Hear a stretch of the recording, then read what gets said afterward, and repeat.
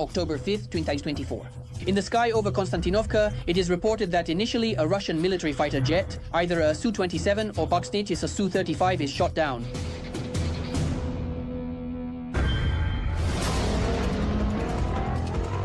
A few hours later, and with the emergence of new videos of the crash, it becomes clear that it was not a fighter jet that was shot down due to friendly fire, but rather an advanced Russian heavy hunter drone carrying a new Russian aerial bomb, the UMPB D-30SN. Following the downing of the drone and the fall of debris onto territory controlled by Ukraine, in order to prevent the debris from falling into the hands of Ukraine and the West, the occupiers launched several Iskander strikes at the crash site.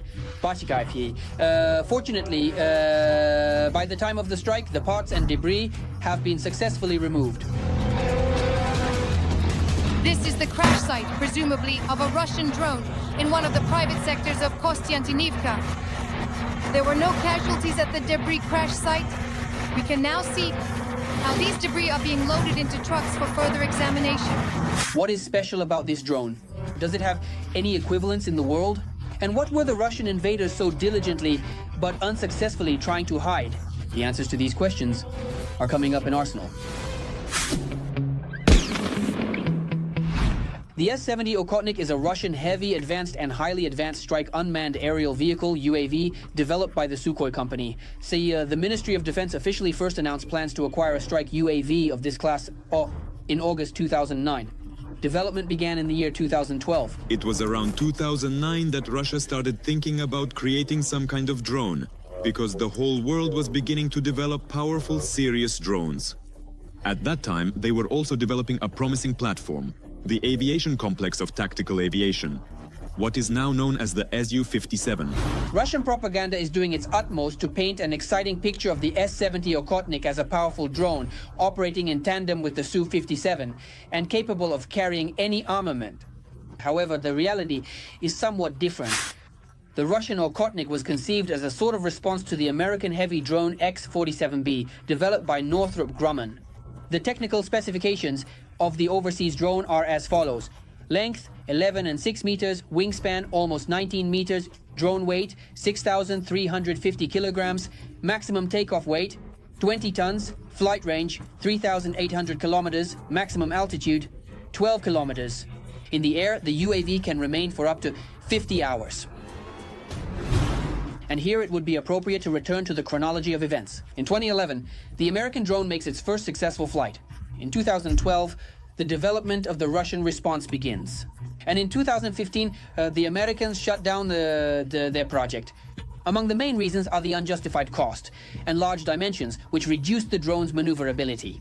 And this is despite the fact that the leadership of the US Navy highly appreciated the drone's capabilities. Today we have a rare opportunity to glimpse into the future. Such an unmanned aerial vehicle, he added, will radically change the existing combat capabilities of aircraft carriers. After shutting down the program, the US government then switched to smaller, more efficient drones. Now, the primary focus is on much less noticeable and stealthy drones. Thus, in February 2024, at Eglin Air Force Base in Florida, the US Marine Corps conducted successful flight tests of the highly autonomous tactical drone, XQ-58A Valkyrie. If the Hunter is supposed to work in tandem with the Su-57, the Valkyrie will operate alongside the most modern F-35s. The drone will be fully controlled by artificial intelligence, and the US Air Force plans to purchase at least 2,000 of such drones. And so, when they started doing everything at once, meaning the Su-57 takes off and controls these drones, ideally there should be several drones. All operations are automatically performed by the artificial intelligence embedded in the control of this device. The pilot only inputs, strike there, cover me, perform a maneuver, shoot down the missile there, and so on. As we can see, the Russian leadership was not deterred by the Americans' decision to abandon further development of the drone that became the conceptual inspiration for the Okotnik, and an analysis of the wreckage of the Russian creation showed that, in addition to maneuverability, the drone also has stealth issues. If you look at the wreckage of this fuselage, there is a very large number of different rivets, screws and bolts. And this fastening, it just blazes brightly on radar stations. It will be very noticeable at great distances. the radar will perceive it as some kind of large bomber. The Russian drone has a highly sophisticated information control system. In addition to and including a radar complex of automatic control systems, it features an elaborate system for monitoring and diagnosing onboard equipment, in addition to an inertial satellite navigation system. The Hunter can carry guided missiles as well as bombs. This is possible due to the presence of hardpoints located under the wings. The technical specifications of the Russian heavy drone are as follows. Wingspan 19 meters, fuselage length 14 meters, combat load up to 3 tons, takeoff weight 25 tons, maximum flight speed 1,400 kilometers per hour, flight range to 6,000 kilometers. The drone features an aerodynamic flying wing design. In other words, it does not have a tail assembly.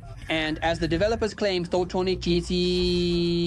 in terms of artificial intelligence elements and autonomy, the Hunter is a prototype of the Russian 6th generation fighter. And here, even if we believe the claims of the Russian developers, all the technological advancement and modernity of the Hunter boils down to the most important stealth characteristic for any aircraft, with which the Hunter, as we have already mentioned, has serious issues. A lot of people who are specifically involved in designing unmanned systems have come to the conclusion that it is necessary to make them small, efficient, well-equipped, and so that they are not visible. American drones fly far, but they do not enter combat zones. Reconnaissance is carried out partly by drones, partly by radar detection aircraft, and partly by satellites. Despite optimistic plans to start mass production of the Okhotniks as early as 2023, it has not been put into production yet. At the time of the drone's destruction in the sky over Donbas, according to various sources, only 3 or 4 operational S-70s had been produced. Meanwhile, the destruction of the Okotnik with the subsequent recovery of its debris by Ukrainian and Western experts is a small but significant victory. Acquiring this aircraft can provide in-depth and comprehensive insights into its detailed operation, as well as its comprehensive weaknesses and how best to thoroughly counter it. The loss of even one S-70 Okotnik UAV can slow down the Russian program. In addition, the examination of the debris by Ukrainian specialists may reveal critical foreign components, which will further assist Ukraine in coordinating with partners to identify and block Western supply channels, which, of course, will significantly complicate the further production of such drones in Russia. I think that if indeed an appropriate decision is made there, they can potentially establish serious production. But I don't think that anything serious will come out of this idea, this concept, at all. When the Americans developed a similar model, a similar system much earlier, they reached a certain stage, understood everything, and closed the program. That's all. Don't forget to write in the comments about which types of weapons you would like to learn more about. Like this video and of course subscribe to our new Arsenal channel. The link is in the description below the video.